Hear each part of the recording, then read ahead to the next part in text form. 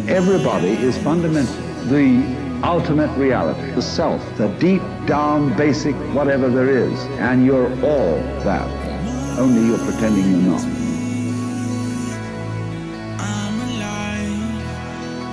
Who we are is not this physical body that we're in that is here for a moment and gone. Who we are is this infinite intelligence, and we forget that. The same intelligence that created this infinite universe that never ends is you.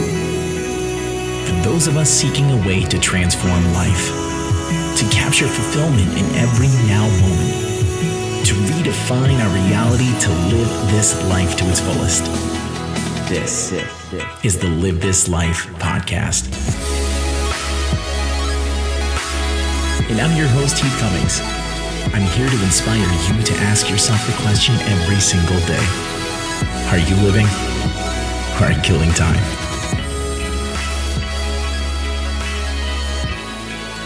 What's going on, everybody?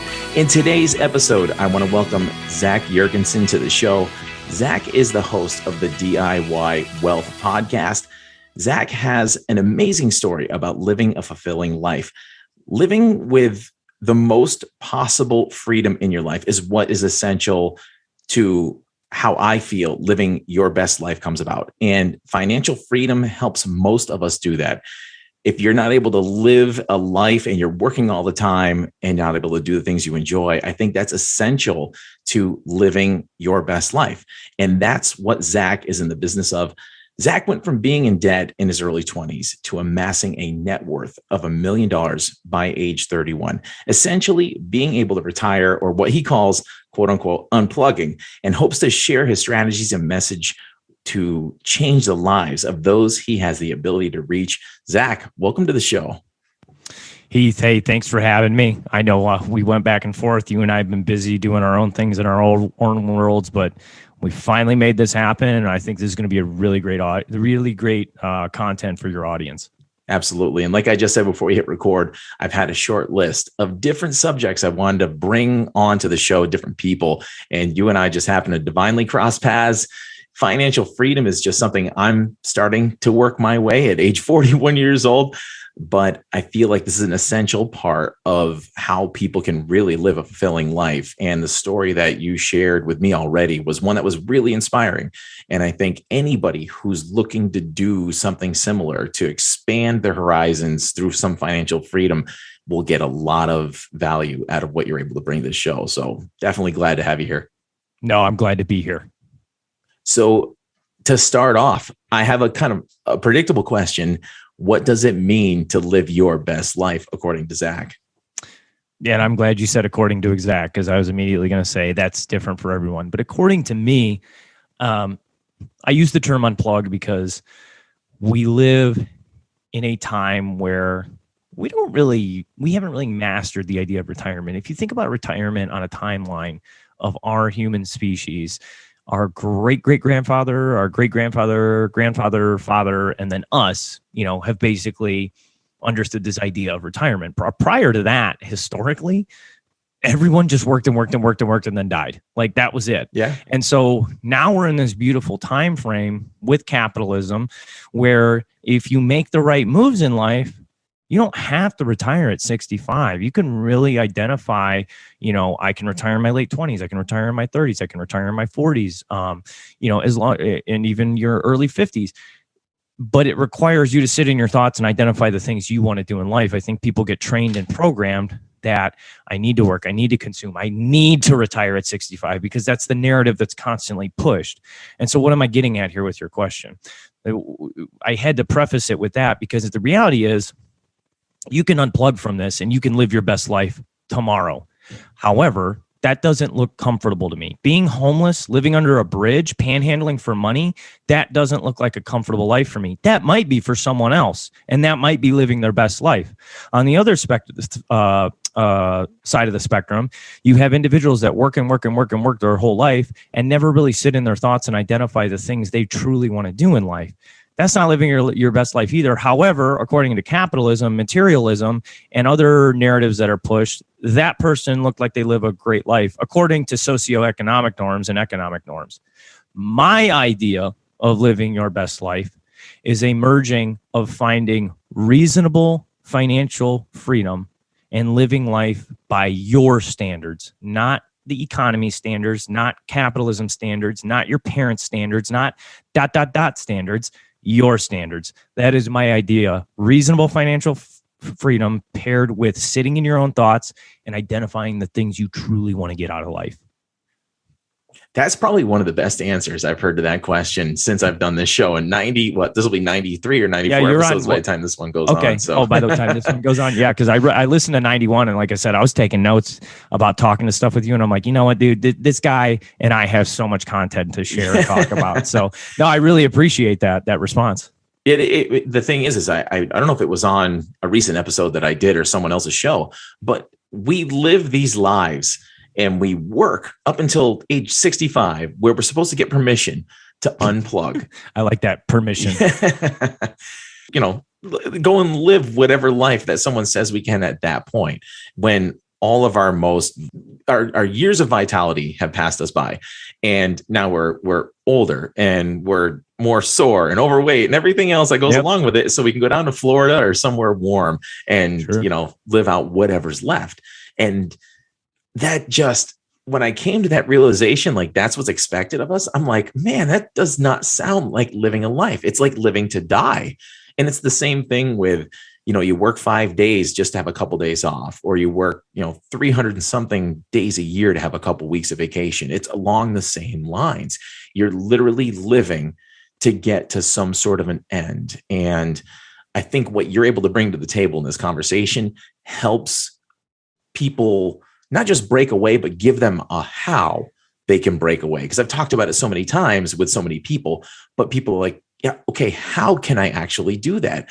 And you've got an amazing story where, you were bankrupt, and within 10 years. No. Let me correct that. I was never bankrupt. Not bankrupt. I was in debt. In debt. I was in a lot of credit card debt. Yep. My apologies. Yep. Nope, no worries. I just want to make sure that everyone's like, hey, he's lying about his story. No. No, just he messed up after a long day.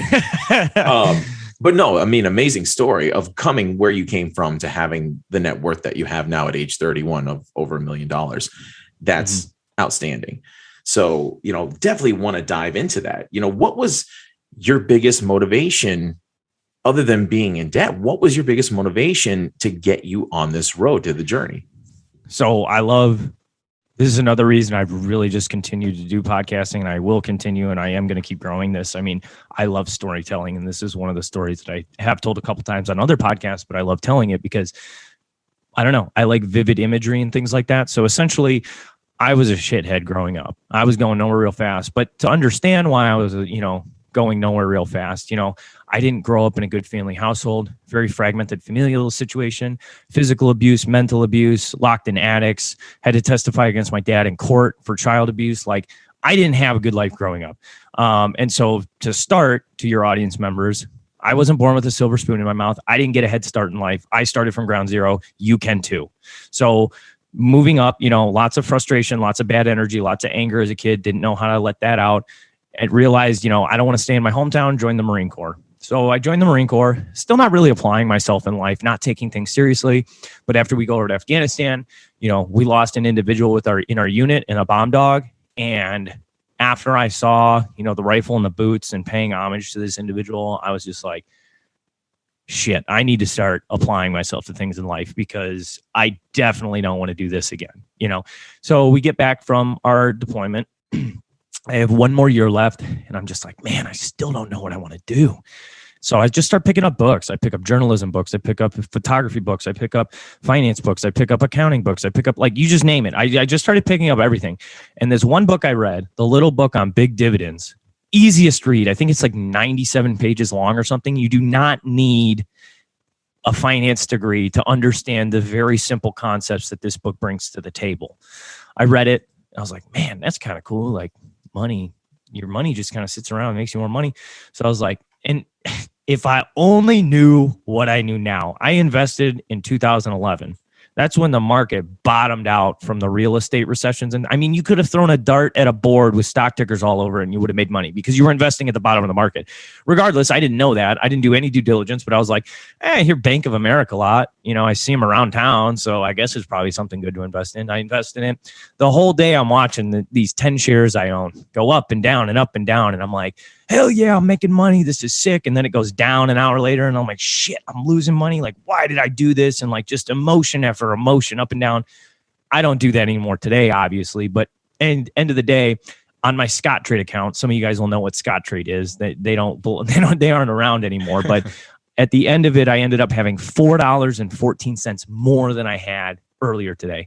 And that just clicked in my head. I was just like, holy shit, your money can you make you more money and you don't even need to lift a finger or do anything. And that has what's created this entire journey to where I am today. Now, I'm invested in things like real estate, traditional brokerages, and retirement accounts because you need a blend of these things in order to unplug earlier and create and design a life worth living in your earlier years rather than just tying it and maxing out your retirement accounts. Yeah, I mean, that's that whole realization when you can realize the different ways that you can, I mean, people have so many different ways that they're making money now. I mean, people are like all into the crypto stuff. They're into invest. A lot of people are into investing now that never were, but there's so many different ways through social media and everything else that people are making money that it just doesn't make sense why a lot of people will still grind out the traditional 9 to 5 or whatever it is to try and get themselves to that place. So, and you're right. I agree with that, but I think, and I hate to be a cynic. I hate to be someone that maybe paints a little bit of a darker picture, but the realization I've kind of had is in capitalism, Heath, when are you and people like me worth their most in a capitalistic structure? Basically, when we're spending money. Yeah. When we're young and we're spending money. Exactly. And so why is there such this hard narrative push for people to max out their 401k, max out their Roth IRA, max out all of your retirements, do it, and then you'll be able to safely retire at 65? The antichrist to capitalism as you, a human being, is you being able to unplug from the system at 30, at 40, and capitalism and the system that it generates the utility of you and your lifespan no longer gets to do that anymore. And you get to play on your terms on the board how you want to. Absolutely. So you reinforcing that everyone can have financial freedom and everyone can be blessed. That's one of the biggest things I want to talk about because people have those self-limiting beliefs. They think that, this was good for Zac. I've got some things going on like, oh, that's good for Heath. But they're so, I guess I wouldn't say self-defeating, but some people just don't know what options are out there for them. And on top of that, people can kind of just get in their everyday grind and they just don't have the bandwidth to actually look into certain things, or they don't feel like they have enough of a leg up to start investing in anything that, they don't have enough capital or savings or anything like that to invest anywhere. So they just don't ever explore. Where do you come in with what you do and some of the philosophies that you have behind it that can really help open those people's minds to their potentials? So, first off, anyone can do it.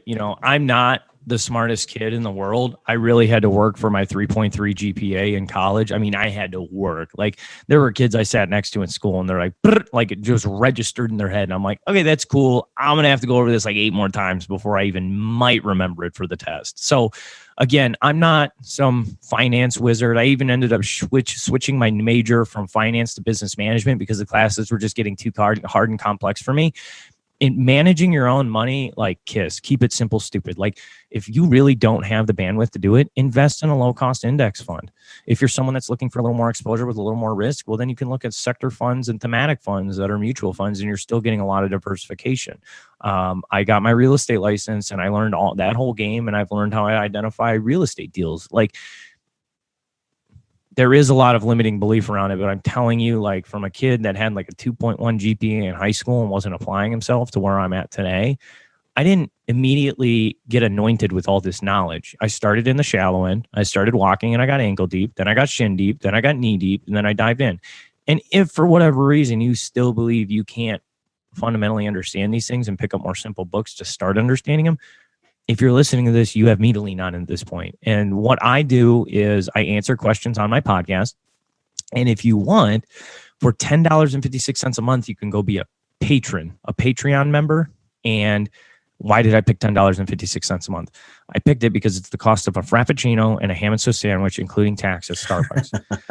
If you're serious about building your wealth and you really want me to just start doing some one-on-one coaching with you and reverse engineering your plans and strategies to get to the unplugged number you want at a certain age, and see all of my positions that I have on Excel spreadsheet, so I'm putting my money where my mouth is and you see everything that I'm invested in, you will figure out a way to find $10.56. If you're not, then you're not serious about getting out of this rat race and you just want to keep hamster wheeling. And like, that's not something I want to do. And I know there's a lot of people in America that want to get out of this hamster wheel. And a lot of people will also throw lip service to it. And then, like you said, not take the steps towards it. And I think most of the people who are listening to a show like this, who are longtime listeners, they do want the best out of their life. That's why they keep coming back for more. They keep on turning to different philosophies and concepts. Yep. And I don't typically like to have just people on who was someone who's just a financial guru. What does that actually mean? If I had someone come on here and just spout off how they made some great investments, now they're worth all this money. Like, okay, that's a great story. Maybe you threw a dart at the board with your. Well, and then they probably overcomplicate it as well and don't explain it well. And then people are like, well, shit, maybe I am dumb because I can't understand what this guy's saying. I love dumbing things down because that is how I learn. I like to paint pictures. I like to paint analogies. I like to really dumb things down because that's the only way things click into my head. And I forgot who told me it, but it's so true. And I don't like maybe necessarily using the dumbest person, but that's just the way this person procured the message to me. If you can walk into a group of people and teach them something, and the dumbest person in the room understood everything, you're one of the best teachers this world has to offer. Yes. I've heard that before. I can't remember where I've heard it, but absolutely true.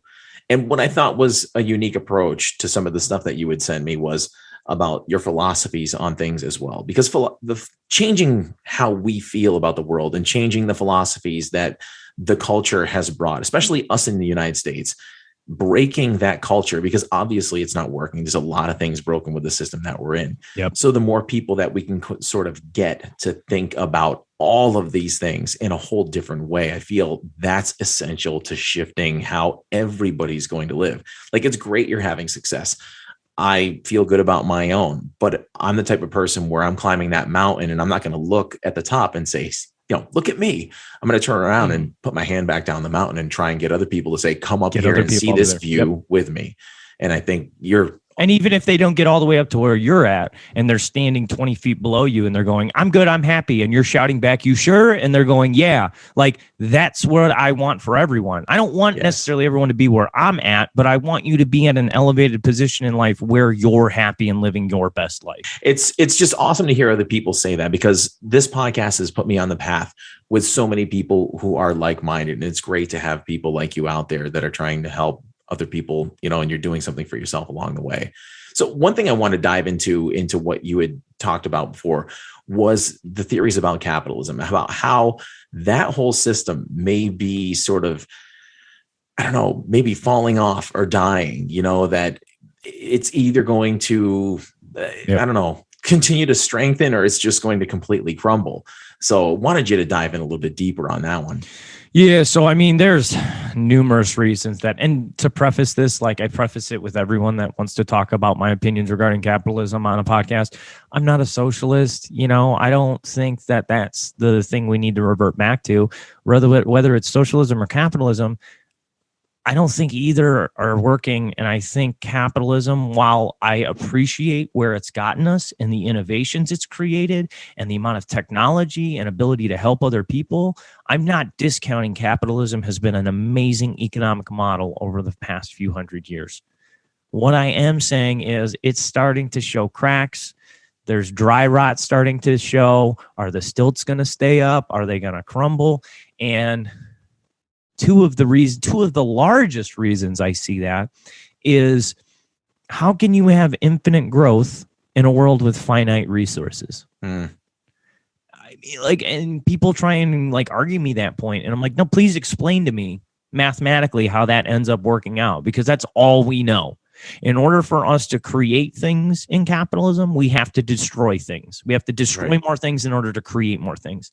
And you just can't, like, there's no, and yeah, I get it. Space exploration, we're looking at Mars, cool. All that's doing is perpetuating the problem. We still haven't resolved the core fundamental problem of we need to learn how to just live sustainably within the world we operate in, this little blue marble we operate in, not continue to pillage and pillage and pillage, because eventually pillaging just stops. It just runs out. That's my first argument with it. My second argument is just, when's enough enough? Like, you have these billionaires, and we will probably see trillionaires within our lifetime. And just so some people can get a handle, like, we hear the word billion and we hear the word trillion thrown around, and like, us small folk don't really understand the concept of it. Heath, just take a wild guess. So if you had to spend $1 every second in order to spend $1 trillion, how many years would it take to spend $1 trillion? I couldn't even begin just to throw estimate. A wild guess. I'll say 50 years. 31,000 years. That's insane. That's an insane amount of money. And we're talking about one person owning all of that money. And so I have a hard time. Look, if you want to be a millionaire, if you want to be worth 100 million, 2, 3, 4, 500 million, I'm all for it, man. Go for it. But once you start reaching these excessive amounts of money that just get hoarded into a cave, and the billionaires sit on all that gold like dragons, suck it all up, and now the Fed's got to print more money. What do? They suck it all up again. Our cost of living goes up. Our food expenses go up. Suck it up again. Like, it's a cycle that's just not sustainable. And the other side of me empathizes and hurts for just the people in this world that don't have it as good as us. Like, even homeless people in America have access to fresh water in 5 minutes. Even homeless people. And a lot of people don't realize that. Like, there are some countries you got to walk 3 hours one way with a jar on your head and then walk back. And if that well's dry for the day, guess what? No water for you. Like, but we don't know what we don't know. And I can't blame or fault people if they haven't been exposed to it. But how beautiful of a world could we live in if billionaires went, you know what? 500 million is way more than enough for me to really just do whatever the hell I want in life at this point. And moving forward, I'm going to contribute to an energy network, sustainable energy network grid that allows access to energy in the Middle East, in Indonesia, in, Africa. And who knows what those people could provide to the world if they had access to energy and they were able to read books and then go to school and then create a piece of technology that's 10 times more valuable than something like Facebook. It's just, capitalism, for as great as it is, there is so much greed and power consolidation for people that are pursuing legacy for all the wrong reasons. And I mean, that's such an amazing point. All of everything that you just said is just it. If people didn't kind of realize the standpoint that we're at this point in our society, then these kind of conversations open that up and sort of open people's eyes.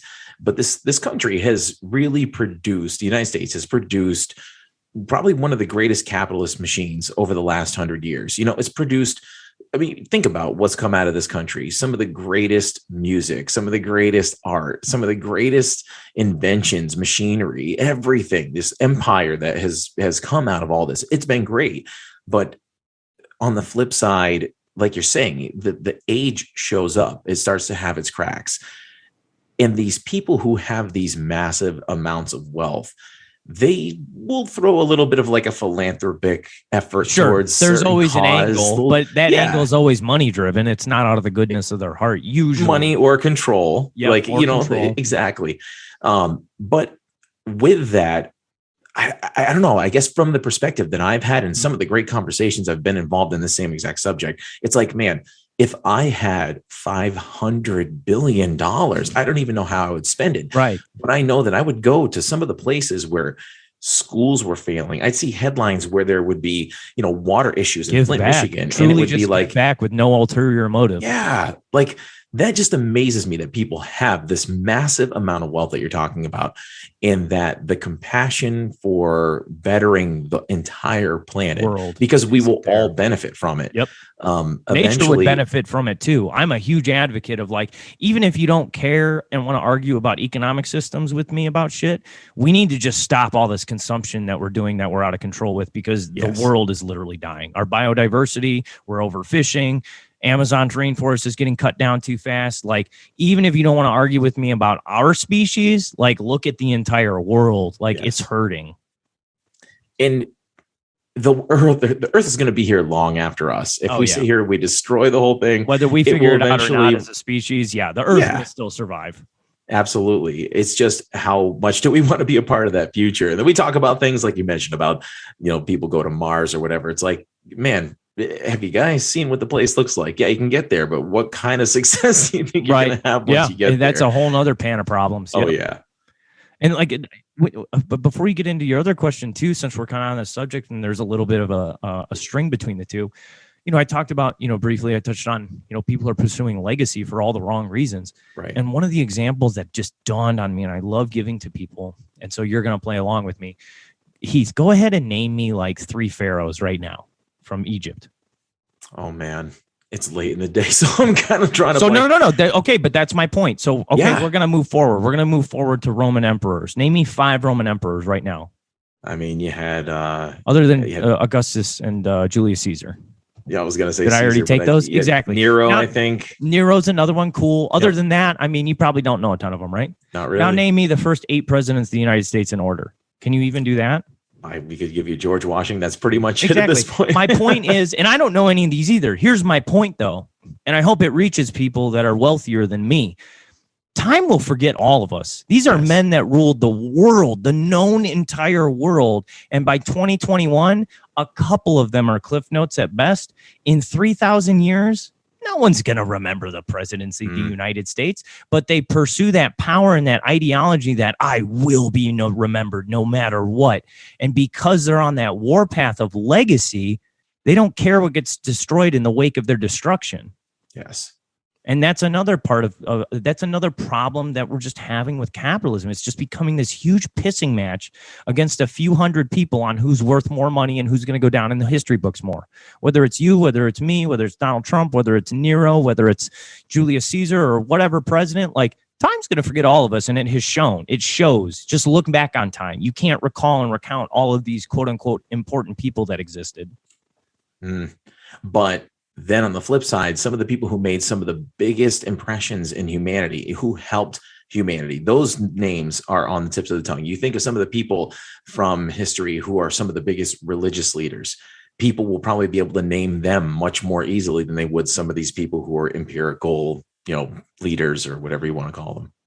Okay, that's fair. I would agree to that up to a certain degree. My 2 pushbacks on are, regardless of whether you do good or bad things in life, if you've consolidated power and you've wanted to be remembered, you still will be forgotten.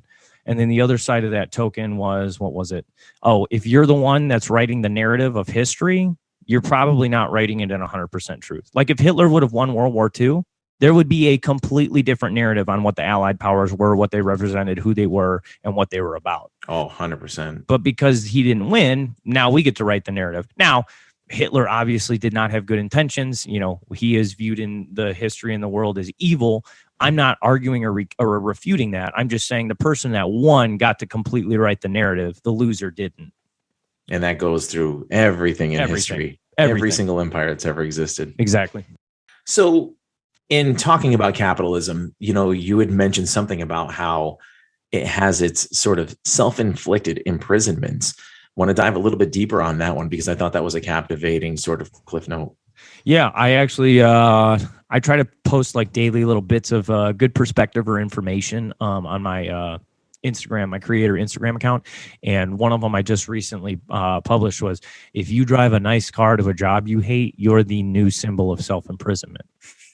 Yeah. And it's true. Like, you would really just rather exude confidence to people you will never see or meet in your life driving past than choose to be happy. Like, that's how bad it's gotten in America. And Hollywood does a good job fetishizing it. So does the advertising and marketing agency. Advertising goes far beyond just solving your problem at this point anymore. Advertising goes, you're inefficient. You're not sufficient enough. If you buy this, you'll gain more friends. If you buy this, you'll get more girls attracted to you or more guys attracted to you. If you wear these clothes, you'll be cooler. If you buy this car, more people will love you. Like, it goes so much farther than beyond us just having a problem fundamentally solved for us. It's attacking our emotions and our insecurities, and it's working very well. And so realizing everything I just stated and pulling out of that system and understanding, like, I don't like, so for instance, I got a nice Mercedes entry-level AMG, super fun car. I love it. It wasn't super expensive, but it wasn't super cheap either. I rip around on it. I have a lot of fun. I don't think I'll get another one because I would just much rather have all of my freedom and all of my money and buy a cheap used, piece of crap Toyota than, buy another, 50,000, 60,000 car. And, maybe I put half down and I still have a low payment, but like, it's still payments that are locking me into a system that I don't really want to be in anymore. I got a taste of the luxury model. It was fun. I like zipping around in it, but it'll lose its luster eventually. And when it does, I'm just going to go back to choosing to just own something outright and not have to worry about payments. And now I got half of a plane ticket covered for the next 6 years. It's true. I went through a similar sort of a mindset where I had an Audi, I bought years ago. I spent some coin on it, owned it, paid it off, and literally drove the thing into a ground. And once I got rid of it, had a couple of vehicles that were just older because it's like, I kind of got over it. No big deal. And then after some time went by, it was like, I kind of want to get another one again. So when you just said, you're driving a car that you love to a job that you hate, I'm like sitting there going, oh, yeah, I'm doing that sort of. And to be fair, if that car gives you so much love and joy and appreciation for life, and you get a lot out of it, and you're able to, carve it into some mountain roads and really have fun with it, and it helps you live life, then go do it. I'm just saying, a lot of people are buying cars for the wrong reasons. A lot of people are buying the size of the house they are or where they're living for the wrong reasons, because they're doing it because they have this false narrative in their head that I need to impress people. I need to make sure my next door neighbor Linda thinks I'm successful. I need to make sure I'm not dressing like a bum, so I need to buy designer clothes. That way I get a promotion faster at work. Like, and none of this is even verified. It's just all stuff you make up in your head. And before you know it, you've just dumped a bunch of money into stuff. And now you got to keep hamster wheeling. Right.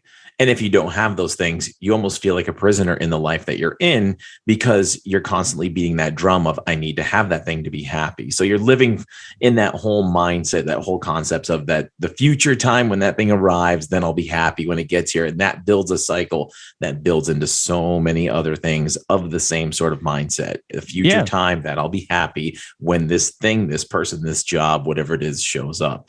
But on the flip side, it's kind of hard to be miserable in a nice new Audi. I'll have to say that much.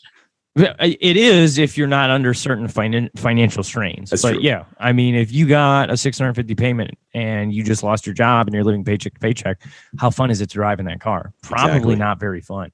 And to your point about happiness and stuff that you just made earlier, a few moments earlier, like, that's the thing. We are going about the pursuit of living our best lives in all the wrong ways. You can choose to be happy, content, joyful tomorrow. But we've been born in a world where, well, you only get to be joyful if you get this. And then you get to be content if you get this. And then you'll be happy if you buy these three things. And that is the completely opposite way.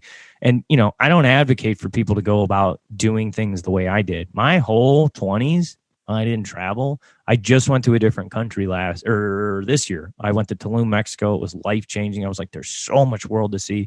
I don't want to work anymore. And my inflection point with it was I was getting close to this number that I wanted, this $1 million mark.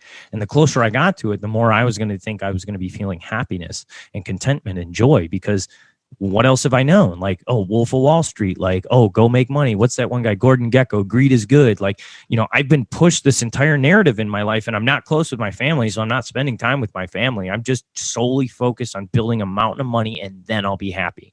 And as I got to that point, I was like, what the fuck is going on? Why am I not happy? Like, this is my goal I've been pursuing for a decade, and I'm not happy. What is going on? And I had a bit of a meltdown. I had a bit of a freak out. I really started, sitting down. I took all of my PTO at my job. I started, walking around in nature. I don't know whether people are for or against psychedelics, but I used mushrooms and some other things, and they were very enlightening experiences, under the right supervision, with someone. And I was just like, there's so much more to life than just this imaginary green thing that I've been pursuing. And that was my inflection point. And, because I had that, I was like, I need to blast this message out to people. So that way, if I even save one person from getting to their deathbed going, why did I just praise at the altar of success and capitalism and achieve and more and more and more and do and climb the corporate ladder? If I can save one person from doing that, this entire thing's worth it for the rest of my life. Right. I guess one of the things I can say from the perspective I've had that was similar to what you had was I always need to go on vacation. I live in Massachusetts, and we go out to Cape Cod at the end of Massachusetts. And I had some very miserable years where it was like, if I just get there, I'll be happy. And I remember getting there and still not being happy. And it was like, okay, great. Now that I'm here and I'm still not happy, what's going to happen now? Like, I don't have this thing to look forward to be my rescue. And it was similar to what you're saying about this money. It was like, you had your benchmark, you had the place that you wanted to get to, and now you're there and you're not happy. Like, if you have the state of happiness going into a goal, like once it gets here, it's just going to enhance everything. But if you're putting that elsewhere, it's going to take another benchmark. It's going to take a Ferrari. It's going to take another trip somewhere. It's always going to be that thing that's outside of your reach. Yep. And I guess there's a lot of people who will still chase after that golden ring after hearing these kinds of stories all the time. But I guess they just have to experience it for themselves. And I heard it before I was exposed to it myself. And I guess once I experienced it for myself, then I was able to actually be like, hey, actually, it's not a story that someone just tells to be whimsical. This isn't actually a thing. And I guess maybe you got to experience it for yourself, but it's great to hear other people sort of say the same thing. No, I mean, you're one of two other people I've talked to on podcasts that we hold very similar ideologies on how to just plug in a more enhanced way of living. And the literally the secret to plugging into a more enhanced way of living is one side of it is sit in your own thoughts and identify what you want in life.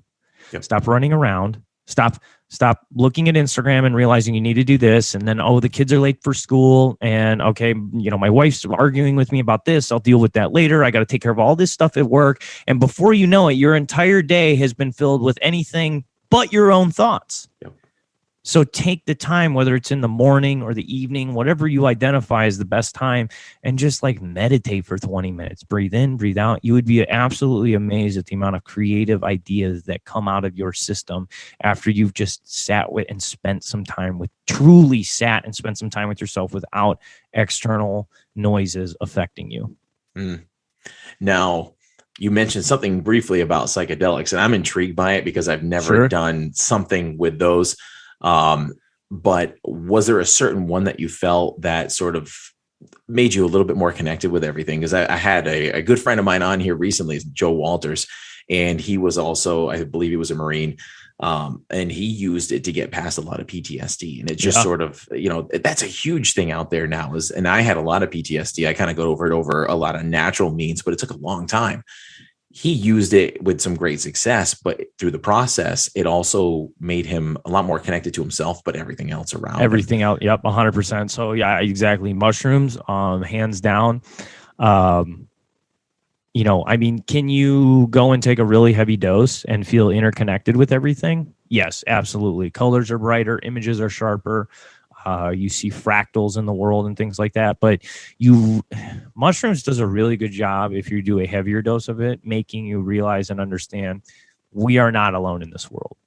What is within our world, what is around us, whether we're being observed, whether the world is just trying to remind us, hey, by evolving this mushroom, I just want to remind you how interconnected you are with everything. I don't have the answer to that. But what I do know fundamentally is after taking it, I don't fear death. I am interconnected to everything. Everything is one. There's a oneness. And even on lower levels, like, you would not recognize me in my early 20s. Like, I was such an angry, my whole life, I've been a very angry human being. And up until the past like 2-3 years, and I started working with this, as well as started meditating and focusing on Eastern medicine stuff, rather than, the big pharma companies that just want to keep you in a perpetual chronic state. Even if I just take a small dosage of mushrooms, it's a mood elevator, and it makes me want to connect with people in a positive way. It makes me, I don't even know that group of people over there, but I feel real good. Like, hey, let me buy you a drink. What's your story? Blah, blah, blah. And before you know it, I have an amazing connection with someone that didn't even know me prior. And I would not have done that without at least a small dosage of it. So on a large scale, yeah, absolute oneness connection and wanting to work with people and wanting to work with nature. On a smaller scale, it even just made me more sociable. It made me trust people more, because I've had such negative experiences growing up as a kid, and then in the Marine Corps. Like, what do you do when you're in the Marine Corps? You don't trust Taliban people. Like, they're out there to kill you, and I'm out there to kill them. And like, I don't think that's what we naturally want to do as humans, but we get conditioned because of unfortunate external situations. So hands down, psychedelic wise, the one that has enhanced me the most has definitely been, I don't even know the official medical term for it, like psilocybin or something like that. Oh, psilocybin. Psilocybin, there you go. So I just call them mushrooms. But yeah, so to answer your question, that one hands down. And I'm glad that your other friend from the Marines saw much success with that, with his PTSD as well. Yeah, and I'm involved a lot with sort of advocating for PTSD. I was a police officer for 18 years. I went through a lot of it myself. The battle that I went through to get over it was a really long, drawn out one. And I think, given if I were to go through the situation that I'm in now, I mean, there's all sorts of things out there. There's like light therapy type of things. There's sound baths. I want to try a sound bath. I haven't tried a sound bath yet, but there's all types of alternative methods that don't require you to pop pills the rest of your life. Exactly. I'm going to go try one of those float tanks at one point in the next few weeks. I looked at one of those. I really do want to try one of those too. I heard it's really hard to try for like 20 minutes because of just the amount of sensory deprivation. Yeah. But the people I have talked to, they're like, it's a little nerve wracking, or you're impatient, or you're antsy, or you're anxious. But then they're like, there's just a certain calmness that just flows over you. And they like have a hard time explaining it. But you and me both definitely want to do that. Oh, yeah. We've got some near us. We got actually like 2 places that just opened up. And recently in the last, doing this podcast and making connections with people who, we have conversations like this. A good friend of mine, Ben Carroll, he's a sound healer. He works with all sorts of frequencies and does all sorts of stuff.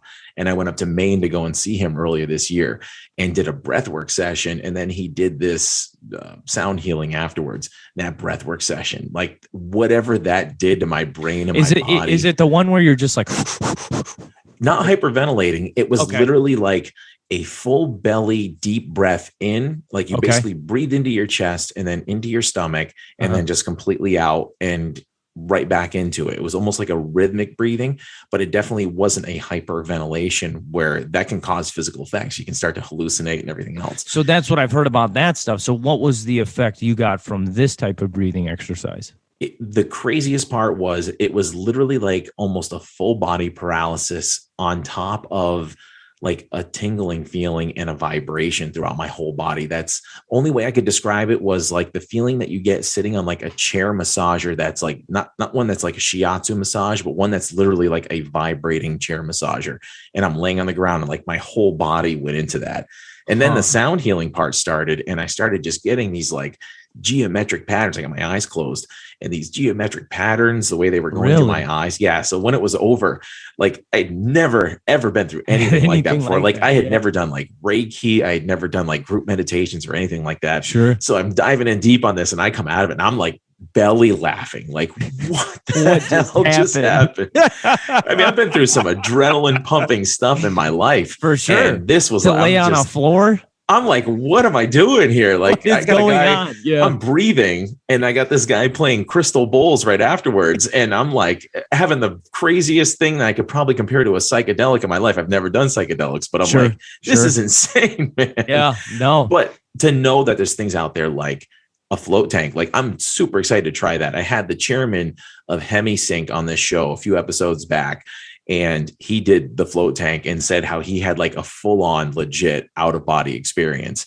And for a guy who works with brain waves to get your brain to a certain state, to say that was one of the most profound experiences of his life. What's his expertise? Like, what does he operate in? His company that he owns is called HemiSync. If you look into like binaural beats, this guy, Robert Monroe, developed these studies where you basically put one frequency into one ear and another frequency into another, and they're slightly off in their hertz, and your brain waves work in certain hertz frequencies. So he'll play one tone in one ear and one in the other. And if you lift the headphones up, you'll hear like, ooh, and then you lift the other one up and you hear like, ooh. Yeah. But when you have them both on, you hear this oscillation where it's like, boop, boop, boop, boop, boop, boop, boop, boop. And that puts your brain into a certain state, like alpha, beta, gamma, like dream wave, or like the zone that athletes get in. It can literally put your brain in certain states. So this guy's like an expert on this stuff. He's the CEO of the company. He did the sensory deprivation. Yeah. And he said it was like the craziest thing he's ever gone through. So now that we've got two of them opened up, literally one just north and one just south of us. I think we got like 3 of them out here. So it's something I put on my to-do list, but it's funny enough, I've been thinking about it more and more, and now here we are having this conversation. Yeah. You're gonna have to do it, and we're gonna have to. Yeah, we'll have to reconvene on our experiences with it 100%. That would be very cool. I'd be very open to sharing my experience with you on that, Heath. Absolutely. So to dive into that, I mean, we're talking about financial stuff and all that, but I would definitely want to get into this thing about a spiritual concept that you have real quick, and we'll dive back into the other stuff since we're diving deep on this a little bit. But in this sort of discussion about philosophy and consciousness and stuff, you had mentioned something about sort of the shared collective of consciousness, and how we are sort of maybe like a connected, your view on how we are as a sort of physical realm of consciousness. Yeah, so I have 3 theories at this point, and I'm still going to keep sticking to my 3 theories until I get more validation through some type of sign or science shows us something. But before I get into these 3 theories, I want to remind people that, like, paradoxically, science, in order to continue being science, needs to always be proven wrong. Exactly. So even though I'm about to say these things and they might sound a little outlandish or crazy, there were things Galileo said that were outlandish and crazy. There were things before him that sounded outlandish and crazy. And people were disproven, proven right, until they were disproven and proven wrong, until they were proven right. And like the cycle just continues with science. Mm-hmm. So here are my 3 theories on things.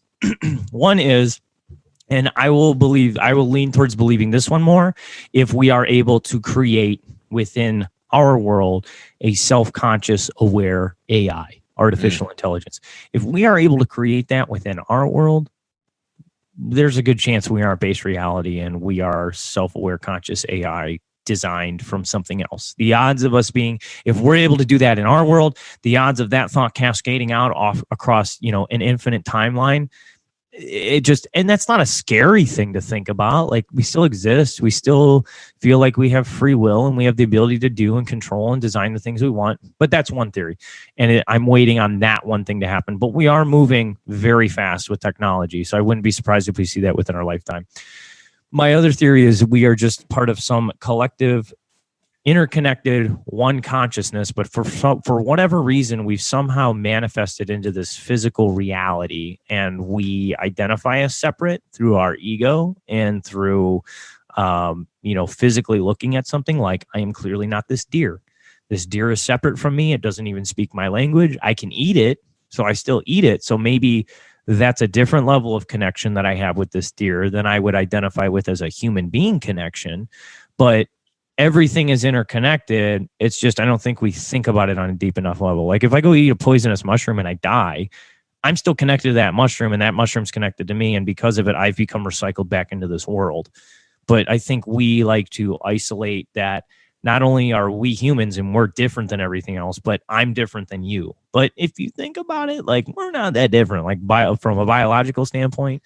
And even from an ego standpoint, if we were able to like purify everyone's ego from their life, we're essentially the same thing. Mm-hmm. And then my third theory is that basically, and again, stick with me on this one, We are all some type of higher sentient being or God or whatever you want to call it. We are something so much more powerful than we think we are, because this thing that we were or still are or connected to somehow got tired of playing spectator and wanted to be player.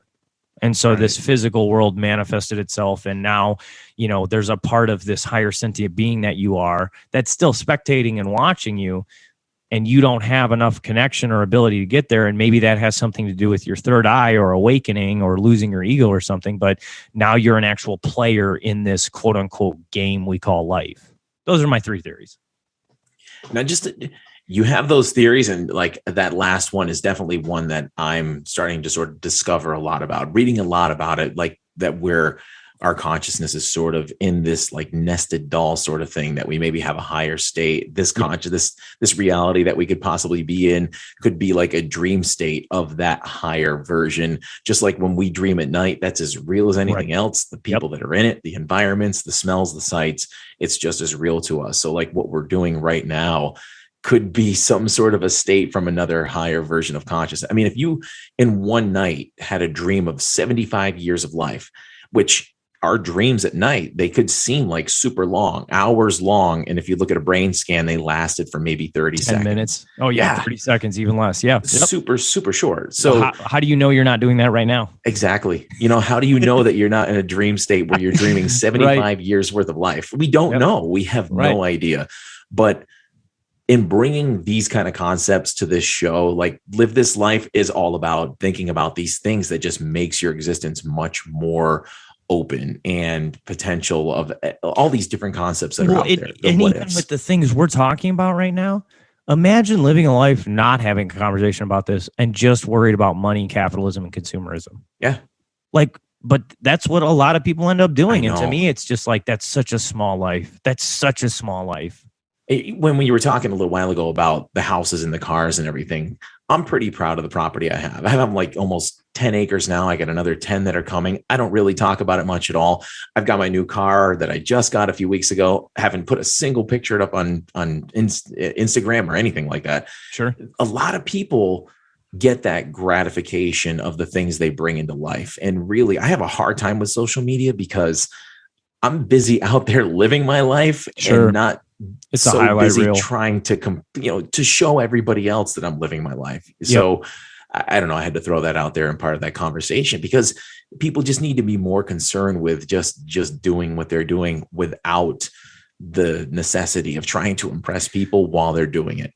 And to further reinforce your point about not talking much about your house and stuff like that, like, it sounds like you're completely happy in the size of the house you're in. I'm in a house right now. It's 1,600 square feet. It's more than enough. I don't even use one of the rooms. One's an office and one's my bedroom. And like, I feel more than blessed to have all of that. And coming from that position, rather than I wish I had more, I've already won at life. I've already won at life by feeling blessed and content that I have already more than enough in my world than the person that goes, I need more. Regardless of what more is, even if it's someone that's worth $500 million and I'm only worth $1 million, that person that needs more will continue to suffer and not live their best life, their wealthiest life. I will. And to people that even have a hard time understanding that, then start worrying and caring about your future generations of kids. If you really think you need a 10,000 square foot house in Arizona and you need to cool it to 68 degrees every day, do you really think you're doing the world a justice? It's such a waste of resources. It's such a waste of resources. And so, again, I'm all about pairing reasonable financial freedom. I'm not here for people that want to go buy a 20,000 square foot house. If you come to me and that's your goal, I'm probably going to tell you haven't sat in your thoughts long enough and you haven't identified what your wealthiest life is. Which this is totally why having you on here I thought was going to be such a great match, because we'll segue into what you do for people to help them sort of grow and what your message is and help them do all these things. Because it's definitely hard to live your best life. Like I said before, if you're working like 2 or 3 jobs, you got kids to take care of, it's really hard to look at your life and enjoy it when you're just slaving away all the time. You don't get that quality time with your kids. You don't get that financial filter and everything you're saying right now. It is so hard to be able to think about the things you and I are thinking about when you have all of that to worry about. So how do you help people get there? What is it when someone comes to Zac and they're first coming to you, be like, Zac, I hear all the things that you talked about on Heath's show. I kind of want to know how I can start taking my steps to get there. I want to start pondering all these things, but to do that, I kind of need to have a little bit more of a financially independent life. What sort of things do you do to help those kind of people? Yeah. So again, podcast forever and always will be free. I will never charge anyone to hear my thoughts and my perspectives. And you know what? If you don't like what I have to say, that's fine. No one's forcing you to tune in. I can be a preacher at my church. You can come to my church, but you can also walk out of my church. I don't really care either way. But if you want further help other than me just asking questions on the financial podcast, at that point, you need to sign up for Patreon. And again, I know I'm doing fine in life. The reason I want to charge you money and automate the payment of that is because it's conditioning you to automate the payment of investments. And it's also showing me you're committed to making your life better. And it's also allowing me to scale and grow this so I can reach more people like you.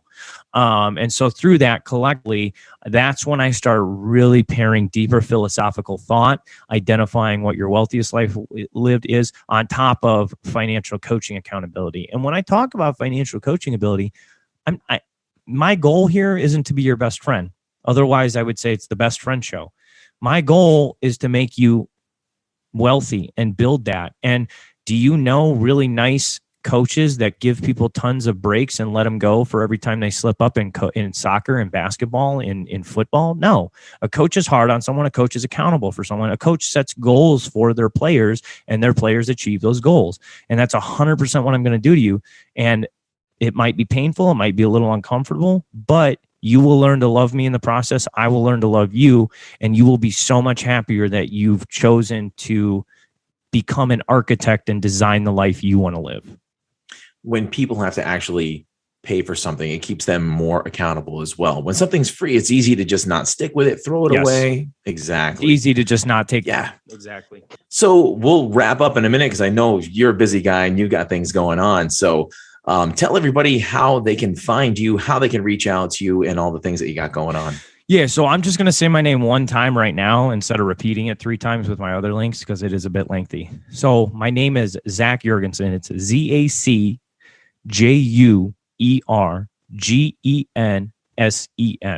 So you can add a .com to that. Go to my website, record questions on there that I can put into the episodes. I have my Instagram account that I post daily little tidbits. I don't post on weekends. So just Monday through Friday, I post, perspective shift ideologies and also quick tips and life hacks to help you build wealth better. Patreon.com/Zac Juergensen. That will get you over there and you can become a DIY wealth founder. I don't like calling you guys patrons. I like calling you founders because you're helping me found a message and spread a message. And then I also have my personal Instagram. If you kind of want to get a peer into my life and, what I'm doing, where I'm having fun, where I'm traveling, if there's things you want to, you're interested on that. And that handle is ZJUERGEN. That's all I have right now. Eventually I would like to get some video content on YouTube and stuff, but we're starting small and we're scaling.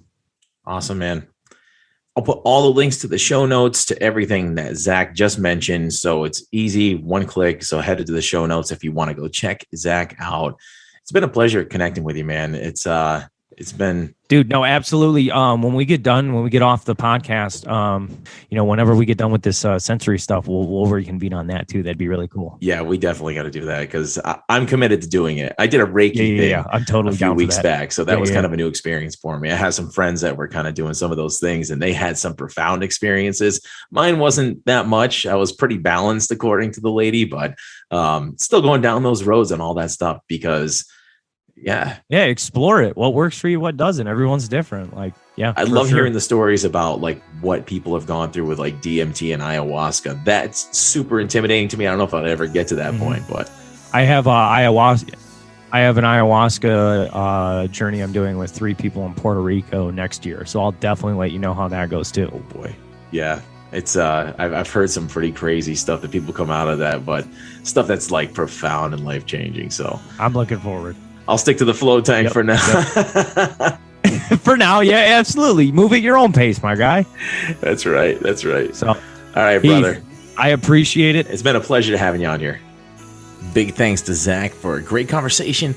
We turned that one from a conversation about expanding your financial wealth into expanding your consciousness and everything in between, all sorts of stuff. But that's just what happens when you're aligned with like-minded souls with a similar purpose. Check out his podcast, DIY Wealth, on all major platforms, and join in on the Patreon for only $10.56 a month and have some of the breakthroughs that he's created with others in his community. They've been amazing. Join me on that venture because I'm going to dive in as well and see what kind of expansion Zac can help me bring into my life as well.